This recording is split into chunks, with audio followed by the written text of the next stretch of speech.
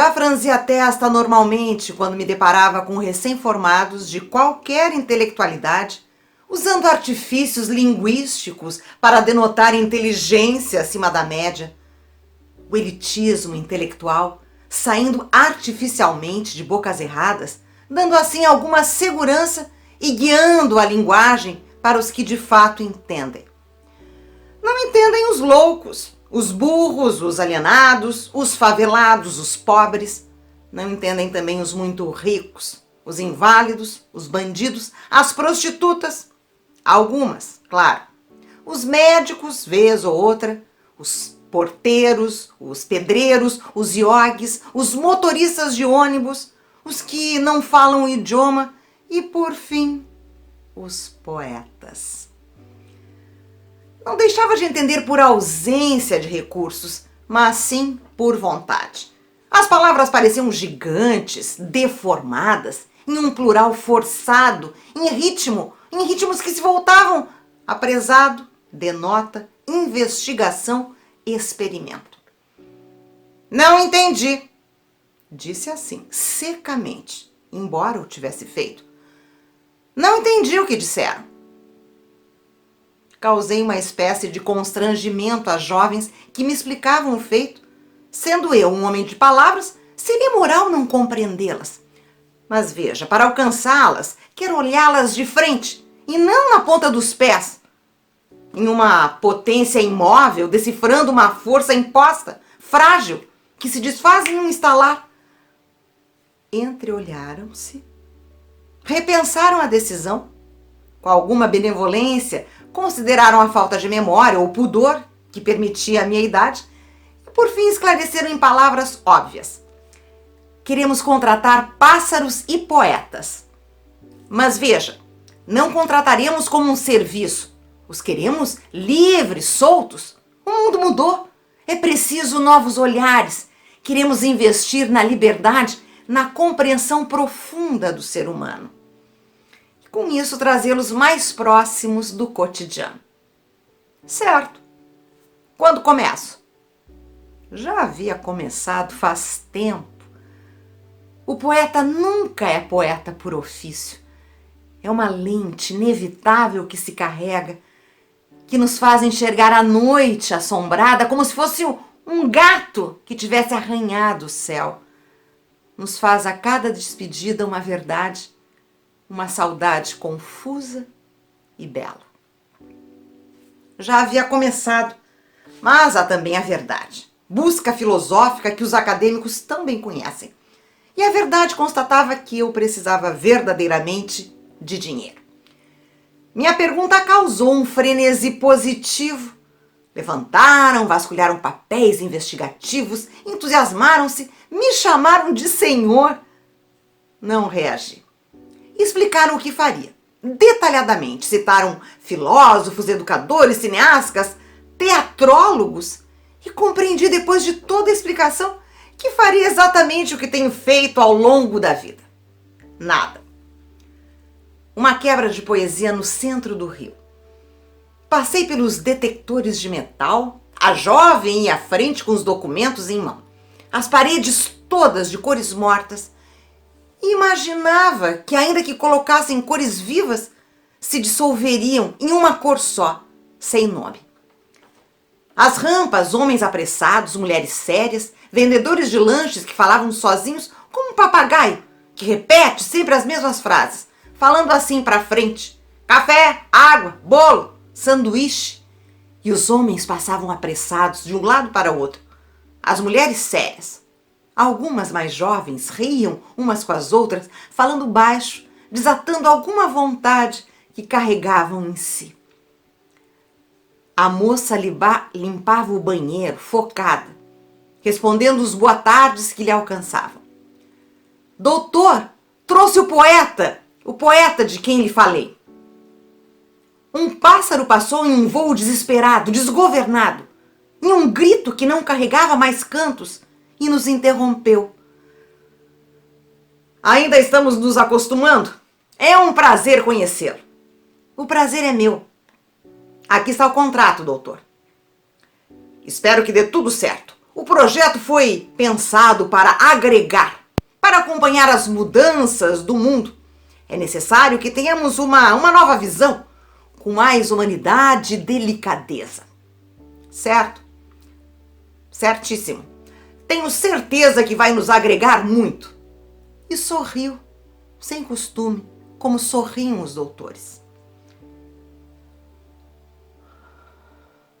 O escritório me assustou. Não por não conhecê-lo, mas por nunca pertencê-lo. E agora era parte. Papéis, todos sem rima, importantes.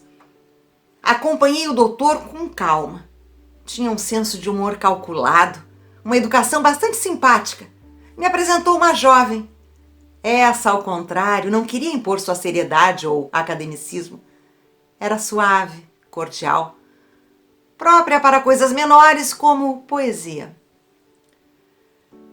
Devia atender casos mais humanos, recém-chegada, com alguma familiaridade. Começamos com os argapones.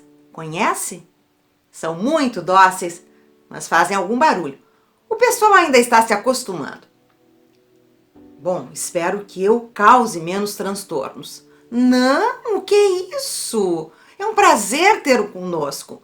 Por hora pode ficar sentado, escrevendo o que achar necessário. A intenção é inseri-los na nossa convivência, no nosso dia a dia. Quer um café? Um chá? Uma água? Margarida, por favor, sirva uma água para esse senhor. É nosso poeta. Um dos pássaros estava absolutamente acuado no parapeito da janela fechada. Enquanto a maioria voava e emitia sons de revolta, ele permanecia quieto, lindo, com penas azuis. Eu me afundava no sofá.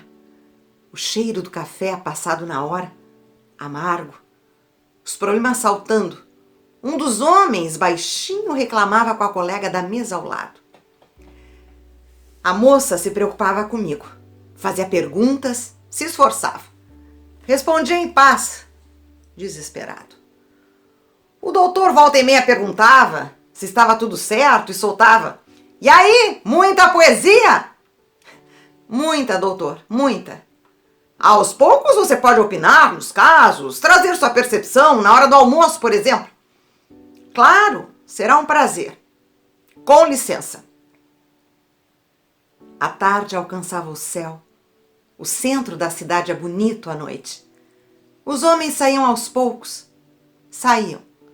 Alguns se despediam com a timidez de quem não sabe o que falar, abaixando a cabeça, soprando um "até amanhã." Continuei no sofá. Os pássaros mais calmos. O azul do parapeito adormeceu. O outro, mais agitado, comia algumas frutas. Não fui embora.